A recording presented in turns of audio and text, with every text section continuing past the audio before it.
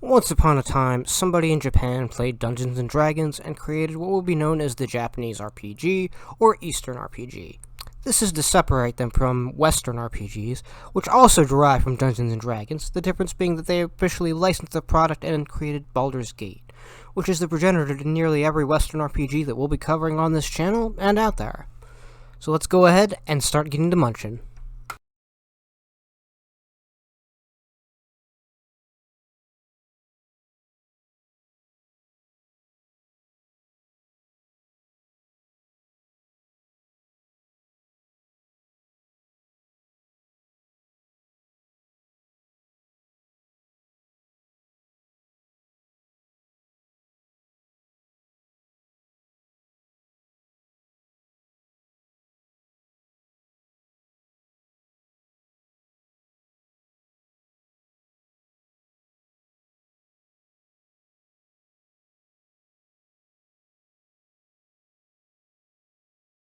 Baldur's Gate was developed by BioWare and came out in 1998. It uses a modified version of Advanced Dungeons & Dragons 2nd Edition rules, and was the first game to use the Infinity Engine for its graphics and gameplay. Now, I consider myself an RPG enthusiast, but I'm not the most exposed to tabletop RPGs. I've played some D&D, but I'm pretty far from an expert, so a lot of the terminology and terms such as 2nd Edition are going to fly over my head. I'm playing this on the console, specifically the PlayStation 4 version. Baldur's Gate is a PC game by its nature, and Beamdog did all they could in translating it to a typical controller interface, and at worst, it works. It's a bit clunky, but that's the nature of Baldur's Gate in general.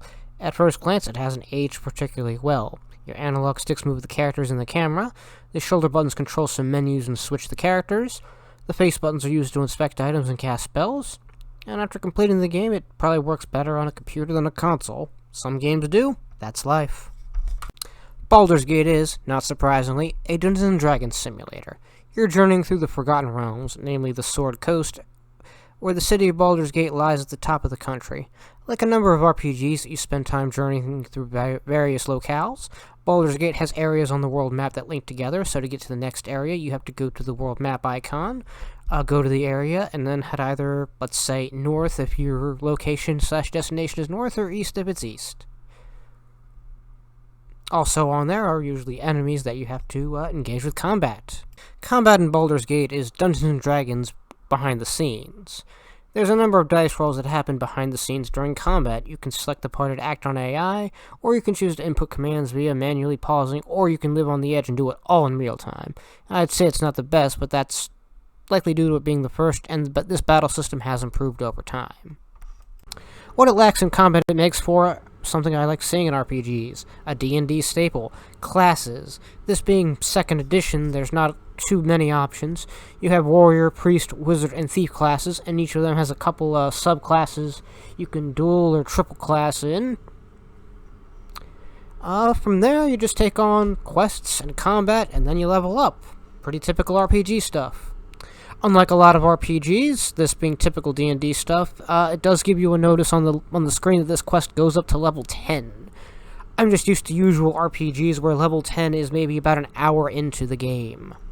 Baldur's Gate also has the character creator, I believe the first of its kind, that'll give you the option to modify the gender, race, alignment, and some skills of your character. This is just a virtual D&D simulator where you get to make your character. Speaking of RPG norms, the plot in Baldur's Gate is something of a standard, typical hero's journey. The actual writing, however, is surprisingly well done, and gives the world of Faerun a bit of personality over nothing but standard fantasy fare. A good line or two gives way to some interesting options in the dialogue from time to time. Your character is Gorian's ward, who finds himself on the run from assassins after, spoilers, happens to your mentor. You journey through the Sword Coast, going from map to town to stock up on quests and healing potions, to go through a few more maps and stab a guy in a dungeon to find out why there are assassins after you. The plot's something of a close burn until closer to the end, where it ramps up with some answers in the last chapter. Joining you is whoever you please. Baldur's Gate has something of a rotating cast of characters, such as your childhood friend Imowin, married couple Jahara, Barbarian Minsk, and Mage Dynahair are the canon options, and mostly whoever I ended up with. However, some of these party members can die in combat, others will offer to join you, and you can kick out one of your party members and end up with this new person, but this may cause other people to leave as well. You have many options in Baldur's Gates, and it's up to you. In my playthrough, I tried to stick to consistency as much as possible. I'm not one to min-max, at least here, but I ended up putting the game on easy because I felt dealing with an aged product like this on a console would be the biggest hurdle of difficulty, and I just wanted to get through that to get through the game itself. However, at the end of the day, once you realize Baldur's Gate is a product of its time, it is still a very good product that holds up in 2025.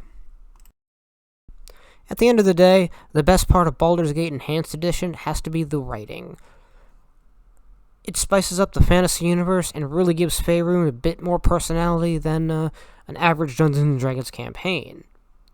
This might even have the first morality system, and definitely has an RPG with a lot of options for talking to avoid combat.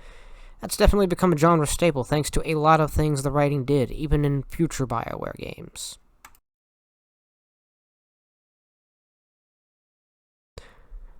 The worst part of Baldur's Gate Enhanced Edition was the loot. Every time I kill a guy, and then attempt to rob him, there's just gold and not much of an upgrade. That's half the fun of these games, is looting these guys. Alright, by the numbers, we had 6 party slots, 89 in-game days of completing it. We completed it at 7 levels out of 10 to hit Armor Class 0. Alright, I'm Quartermuncher, and this is all for today's episode of Quartermuncher Theater. Until next time, ta-ta.